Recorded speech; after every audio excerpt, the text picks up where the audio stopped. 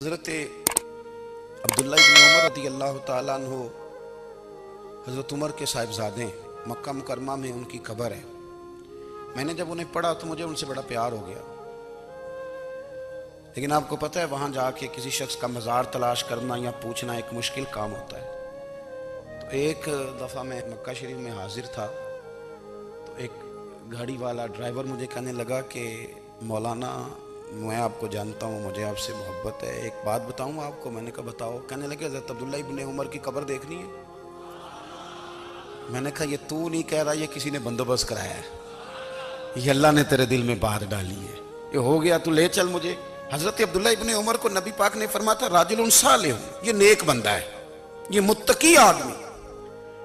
حضرت عبداللہ ابن عمر رضی اللہ تعالیٰ عنہ سیدنا فاروق اعظم رضی اللہ تعالیٰ عنہ کے صاحبزادے ہیں، اور ان کی ہمشیرہ سیدہ حفصہ رضی اللہ تعالیٰ عنہ حضور کی زوجہ محترمہ ہے۔ ایک دن اپنی ہمشیرہ سے کہنے لگے کہ نبی کریم صلی اللہ تعالیٰ علیہ وسلم گھر میں آئے نا، اور اگر حضور غم امت میں پریشان نہ ہوں، طبیعت کو حشاش بشاش دیکھو، تو ذرا پوچھنا تو صحیح حضور کا میرے بارے میں کیا خیال ہے، پوچھنا تو صحیح کہ کریم کی بارگاہ میں میرا کیا مقام ہے، میرے بارے میں حضور کیا فرماتے ہیں۔ اب بہن کو کام بتائے، اور بتائے بھی بھائی، اور پھر بہن وہ کام نہ کرے، یہ تاریخ میں ہوتا نہیں۔ حضرت عمر فاروق رضی اللہ تعالیٰ عنہ کی صاحبزادی ام المومنین رضی اللہ تعالیٰ عنہ فرماتی ہیں کہ میں تو بس منتظر تھی۔ انہوں نے تو کہا تھا نا کہ اگر تم حشاش بشاش دیکھو تو بات کرنا،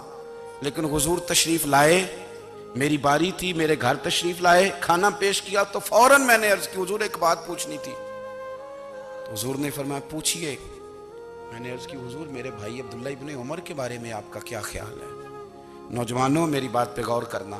میرے بھائی کے بارے میں آپ کا کیا خیال ہے؟ تو نبی کریم صلی اللہ تعالیٰ علیہ وآلہ وسلم نے میری طرف دیکھا، اور پھر حضور زیر لب تھوڑا مسکرائے، اور بریلی کے امام کہتے ہیں کہ حضور مسکرا دیتے تھے نا تو جو بڑا دکھی ہوتا تھا وہ بھی ہنس پڑتا تھا۔ اب سوال پیدا ہوتا تھا کہ پھر تو اس مسکراہٹ کے لیے انتظار کرنا پڑتا ہوگا کئی مہینے کہ حضور مسکرائیں تو رونے والے ہنسیں، تو اعلیٰ حضرت فرماتے نہیں، انتظار نہیں کرنا پڑتا، یہ مسکراتے رہنا تو حضور کی عادت ہے۔ جس کی تسکین سے روتے ہوئے ہنس پڑے، اس تبسم کی عادت پہ لاکھوں سلام۔ یعنی یہ تو عادت ہے حضور کی مسکراتے رہنا، اس کے لیے انتظار نہیں کرنا پڑتا۔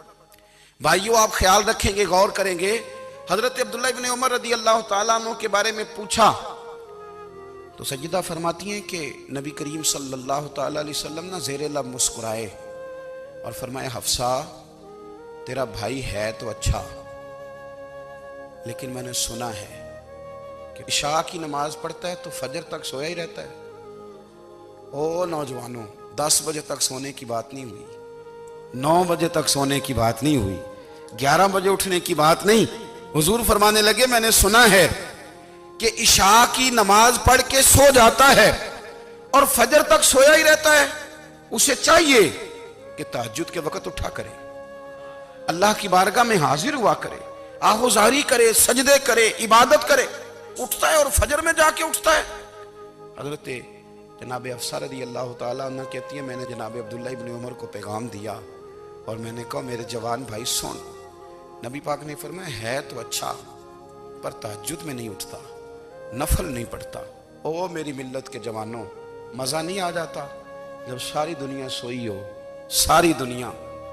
اور بستر بھی گرم ہو اور نیند بھی پورا غلبہ کر رہی ہو، اور اچانک گھنٹی بجے دماغ میں، آنکھ کھلے، گھڑی پہ نظر پڑے، 3:30 4 بجے کا پیغام گھڑی بتائے، اور کوئی چڑھتی جوانی والا اٹھ کے وضو کرے، اور جب وہ مصلی کھول کے بچھائے تو مدینے والے محبوب کہتے ہیں کہ ہر نماز پہ رب ثواب دیتا ہے، اور جو اٹھ کے تہجد کی نماز پڑھے اسے دیکھ کے تو رب مسکراتا ہے، جو اس کی شان کے لائق ہے، جو اس کی شان کے لائق، وہ مسکراتا ہے، خوش ہوتا ہے کہ میرا بندہ تہجد میں اٹھ گیا، وہ مسکراتا ہے۔ کاش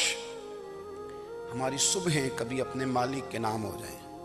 کاش کے صبح۔ حضرت ابو الحسن رحمۃ اللہ تعالیٰ علیہ حضرت معاذ ابن جبل رضی اللہ تعالیٰ عنہ کے پاس بیٹھا کرتے تھے، فرماتے ہیں ان سے جو پیار بڑھا تو پھر میرا مصلی سے بھی بڑھ گیا۔ تابعی ہیں، फरमाते हैं सहाबी रसूल से मोहब्बत हुई तो जिक्र से भी हो गई, फिर दुरूद शरीफ से भी हो गई। मोहब्बत उनसे बढ़ी तो फिर अल्लाह ने मस्जिद का प्यार भी बढ़ा दिया। आप फरमाते हैं कि मेरी हर वक्त तबीयत ये चाहती थी कि बस अल्लाह अल्लाह करूं, बस अल्लाह अल्लाह करूं, बस ना मैं ज़रा थोड़ी जान छुड़ाऊं लोगों से, कुछ 10 मिनट मिले तो मैं कुछ 4 नफल पढ़ लूं, मैं थोड़ा सा ना बचूं लोगों से, और मुझे तस्बीह मिले तो मैं ना कुछ 400-500 दफ़ा इस्तिग़फ़ार पढ़ूं, सुभान अल्लाह, अल्हम्दुलिल्लाह, अल्लाहु अकबर, ला हौला वला कुव्वता इल्ला बिल्लाह, मैं ना तस्बीहात पढ़ूं। आते हैं कि बच्चे थे घर में 6-7, गुर्बत थी, काम मिलता कोई नहीं था, और मैं काम चोर नहीं था, काम ढूंढता था, पर अल्लाह की कुदरत के काम नहीं मिलता था। फरमाते हैं कि मैंने एक दिन अपनी अहलिया से कहा कि आज मैं फिर जाता हूँ काम ढूंढने, तो मेरी बीवी बड़ी फर्मा बरदार थी, पर उस दिन ना गुर्बत के हाथों तंग आके कहने लगी, आज नाना कोई तू चीज़ लेके आया, तो मुझसे बच्चों की भूख नहीं देखी जाती है, सब रोगां दा रोग मुहम्मद जिसदा नाम गरीबी, कंड बुला के लंघ जाते नहीं दोस्त यार करीबी, आज ना कुछ लेके आया तो मैं बच्चे लेके मेके चली जाऊंगी। शेख फरमाते हैं कि मैं बड़ा परेशान घर से निकला, पर मैंने सुबह से लेके जोर तक काम ढूंढा, काम मिला कोई नहीं, तो मेरे दिल में ख्याल आया चलो काम नहीं मिलता तो अल्लाह अल्लाह तो करे ना, चलो बंदों की मजदूरी नहीं मिलती तो रब करीम की इबादत ही करते हैं। फरमाते हैं कि मैंने ना फुरात के पानी से वुजू किया, नहर के, शदीद धूप थी, साथ रेत थी और रेत तप रही थी, मैंने अपना रुमाल वहीं मुसल्ला के तौर पर बिछा लिया, और फरमाते हैं कि जोर से लेकर असर तक नमाज पढ़ी, धूप भी पूरे जोर पे, पर मेरे सजदे का ज़ौक़ भी पूरे जोर पे। फरमाते हैं सूरज भी चमक रहा है और रब की इबादत का ज़ौक़ भी पूरे जोर पे, मैं सजदा करूं तो फिर मेरा उठाने को जी ना चाहे। मेरे उस्ताद लिखा करते थे, ये उनका शेर है, वो कहा करते थे, मुझे सोज दे, मुझे साज दे, और मुझे नीम शब का न्याज दे, दमे सजदा खुद को मैं तोड़ दूं, मुझे ऐसा ज़ौक़ नमाज दे, और मैं तेरी बहार का फूल हूं, मैं खिला भी हूं तो तेरे लिए, मुझे मेरी शाख से तोड़ ले, मुझे अपनी जुल्फ का नाज दे। भाई फरमाते हैं कि असर तक मैंने नफल पढ़े, दिल ढलने लगा, असर की नमाज पढ़ी और मैं वहां से चला। अब मैं जब निकलने लगा तो दिल में ख्याल आया कि छोटी छोटी दीवारें हैं घर की, बगैर कुछ लिए जाऊंगा तो बीवी दूर से देखेगी तो शोर करेगी कि फिर खाली हाथ आ गया है। कहते मैंने अपने उसी रुमाल में जिस पे मैंने नमाज पढ़ी थी ना, रुमाल में की आखी दे पंजाबी च साफा, कहते हैं उसी में ना मैंने कुछ रेत भर ली कि वो दूर से देखेगी तो समझेगी कुछ लेके आया है, चलो जाके उसे बता दूंगा कि आज फिर मजदूरी नहीं मिली। कहते हैं वो रेत लेकर जब मैं घर में गया तो पहले बीवी दरवाजे पे खड़ी होती थी, पूछती थी खाली हाथ आ गए हो, आज मैंने देखा तो है ही कोई नहीं। फरमाते हैं मैं अंदर दाखिल हुआ, सलाम लिए, कोने में मैंने वो रुमाल रख दिया और मैंने आवाज दी कि भली मानस कहाँ हो, तो वो कहने लगी आप मुंह हाथ धो ले, मैं रोटी लेके आई। मैंने कहा रोटी कहां से आ गई, यहां तो कई दिनों के फाके,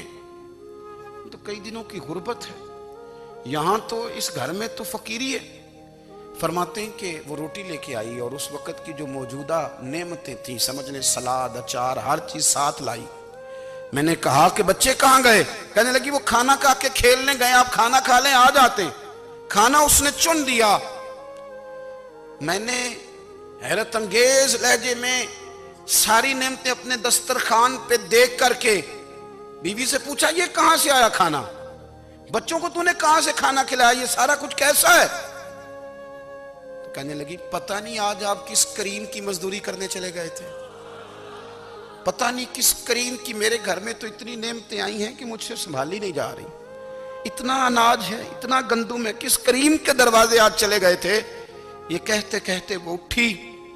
और उठ करके कहने लगी पहले ही बड़ा कुछ आया था, अब क्या ले आए हो। और जा करके ना उसने वो रेत वाला रुमाल खोला, कहने लगे मैं तो लेके आया था रेत, तो मेरे रब ने उसे भी सोने और हीरे बना दिया था।